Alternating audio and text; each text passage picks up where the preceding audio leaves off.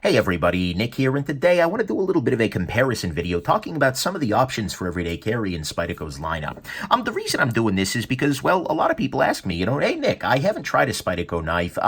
Which one would you recommend I try? What's the very best knife that they've got in the lineup for everyday carry? And the thing is, this is very personal. Each one has strengths and weaknesses. I figured I would go on ahead and talk about that and, make a video about it. Why not? I'll probably try and do this for some other brands, but there you go. And then one other thing I want to note, of course, this is not the same question as what is the very best knife for everyday carry. That is a different thing, and in fact, I should probably revisit that video at one point, but there are lots of great brands that are making great knives for everyday carry.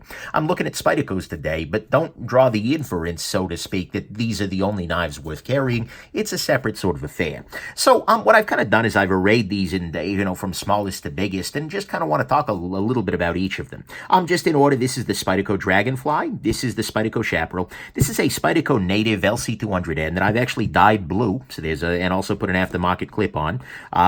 This is the Spyderco Delica. This is the Spyderco Para 3 Lightweight PM2, and then this is a Spyderco Shaman, except I've put my Carter scales on it, so that's not the way these two came from the factory there, but there you go. So we'll just go ahead and start from the small side, because honestly, the biggest question you need to ask yourself is, well, how big of a knife do you want? Because there are going to be people for whom something like this guy, the Spyderco Shaman, is a really good idea, and there are going to be some people for whom this is a much better choice. And it's really hard to say, oh, you should get this one over this one, because they're entirely freaking different.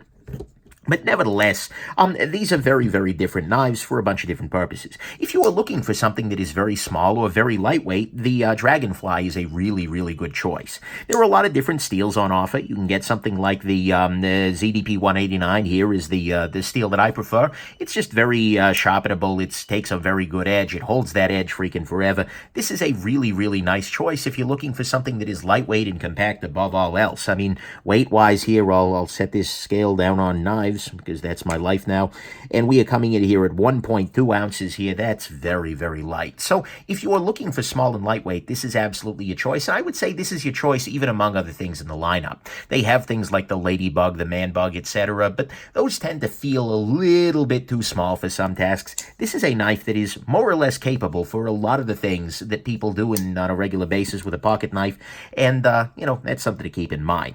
The Spyderco Chaparral FRN is another really nice choice for a relatively small, compact knife. I mean, at some level, the size difference relative to the Dragonfly is not that large.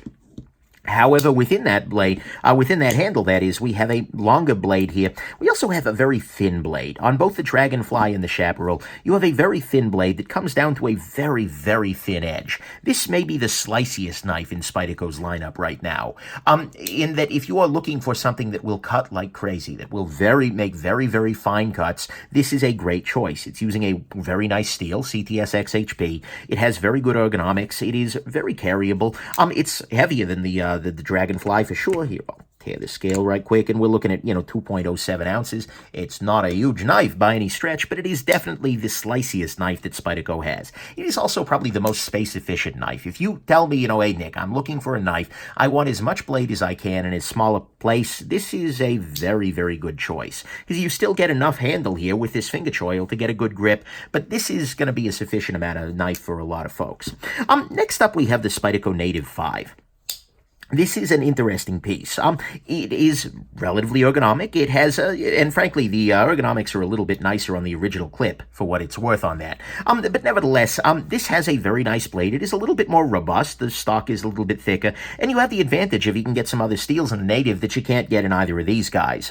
You can get something like LC200N, which is a very, very rust-resistant, if not completely rust-proof steel, that also happens to be a very effective everyday tool. And so the Native is very, very nice. It has a backlock, much like the Chaparral or the Dragonfly, and the action on it, meaning the open and close, is maybe a little less satisfying, certainly on this one, than on the other ones, but nevertheless, it's definitely a nice choice, and if you want something that is a little bit more robust, and that is very ergonomic and gives you a little bit more blade, because, again, there's a little tiny bit more blade here than in the Chaparral, the Native is a very nice choice. Next up, we have the old standby, the Spyderco Delica. My feelings here are myriad and complicated. I like this this knife a lot. I think it is a magnificent knife for everyday carry. In fact, you can get a bunch of different varieties of steel. You can get the ZDP in here. You can get all kinds of things. But the Delica is in many ways a knife that I think is aging out of Spyderco's lineup. It is no longer as compelling a choice as it once was, both due to price hikes, bringing this guy up and up and up. We're, I think, approaching $80 for this guy now, which is only like $10 cheaper than either of these guys. It's also a little bit heavier than some of these guys, especially relative to the Spyderco, the Para 3 lightweight here. And frankly, it's lacking some of the ergonomic goodness. This guy doesn't have a finger choil here. It just has this little area. You can choke up there. You can use it as such, and I often have, but it's just not quite as nice there. And similarly, ergonomically, it's just not in the same league. And so, although this is a wonderful knife, I've recommended it over and over and over again, at this point in time in my life, personally, any day that I would reach into my pocket for the Delica, I'm probably going to end up either grabbing this guy if I want something that's very thin and slicey, or the Para 3 lightweight if I want something that's a little bit more durable. Or, if I'm in the ocean or something, maybe the native here. Which brings us actually to our next choice here. This is the Para 3 lightweight. There is also a Spyderco Para 3, which is constructed a lot more like this guy. This is the Para 2, which is actually bigger than the Para 3. Welcome to Spyderco's lineup. But anyways, this has full lighters in there. It has G10 coating, so it's heavier, it's thicker, it's bigger. This guy is a thinner knife, generally speaking, not by a huge margin, actually. God, it's barely thinner at all. However, it's much, much lighter. That's the difference there. That's the key difference. This is a very, very lightweight knife. It uses the Spyderco compression lock. Unlike any of the other ones we've seen so far, the back lock, you need to unlock the knife by doing this little affair, whereas a compression lock has this little leaf here that comes over and stops the blade from moving. And so when you press this to the side, the blade actually just falls shut, which is a really nice thing. At no point in time do your fingers ever need to be in the slicing path as you're closing the knife. It also has a much nicer action. That's kind of a weird knifey thing, a knife person thing to say, but you can get in there and you can just flick this guy open. It's harder when you're under a camera to do that. Flick it open with your thumb, etc. This has a just much more compelling action, in my estimation, than any of the ones I've talked about so far as backlocks. Although the steel on this guy is a little bit less in terms of edge retention and things like that than the XHP in this guy. I suspect we're going to be getting a lot of sprint runs of this guy in different steels, so that might actually be interesting for you in the future. And once there is a salt version that is completely rust-proof, this is going to be a world beater. So this is definitely a knife I would recommend if you're looking for a Spyderco. It's also about $90, which puts it right in competition with this guy right here, with the Chaparral. So for most people, I would actually argue that my choices for them are going to be one of these two knives. This is probably where you're going to want to go for just an all-arounder everyday carry knife. If you want something super slicey, you'll go this route. If you want something that is nicer action, or if you just want something with a little bit more beef to it, this is a reasonable choice. Then you can go up to the Para 2. The Para 2 is a knife that is standard. Every knife person ever roughly knows this knife, and lots of folks love it. And it is a good knife fundamentally. It's got good ergonomics. There's a lot to it. It has a much longer blade than any of the ones we've looked at so far. We compare it to the Para 3. Yeah, it's a longer blade. And so it's going to be useful for folks who really want that longer blade. In fact, Spyderco has ones with even longer blades, like the military, etc. But this is the PM2, a Paramilitary 2, is definitely one to consider from Spyderco. However, in a lot of ways, for me personally, I would either go with this little guy until they come up with a lightweight version of this, which might be interesting. I hope that's in the works. But I would probably either end up sending people to the Para 3 lightweight here or to the Para 2's big brother. This is the Spyderco Shaman. This is an edition in M4 steel, which I particularly like, but most of you can get them in S30V, which is another great steel. Both of these guys are relatively similar in terms of blade length here, with the Shaman being just slightly longer. But the thing is, I just like the ergonomics of the Shaman a lot more. I think it's a little bit beefier in its overall construction, not by a huge margin, but it is definitely a beefier knife. And just ergonomically, it just locks into the hand in a very special way.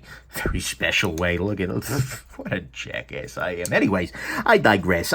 So for me, this is generally speaking the knife I end up recommending to people. If they want something that is relatively lightweight, I'll probably send them towards the Para 3 here. But if you want something that's heavier and beefier, if you want something that you're going to use a little bit harder, I would probably send you to the Shaman over the PM2 or the Para 3. Again, blade length aside, because I really just find this to be a more compelling piece. It is unfortunately a more expensive piece, which is the big downside relative to the Para 2, and that's a good reason to consider this guy, but for me, the choice was clear. I never carry this guy. I have this around for size comparison. This one gets pocket time. So for whatever that's worth, that's that. So generally speaking, my recommendations in the Spyderco lineup, if you're looking for something for everyday carry, you're going to be one of these four. The Dragonfly is an amazing knife. If you want something that's relatively small, the Chaparral FRN is the most compact knife that they offer, and it just packs a whole bunch of knife into a tiny little form, coupled with a super slicey blade. The Para 3 Lightweight is a lightweight knife that has a lot of good performance, great ergonomics.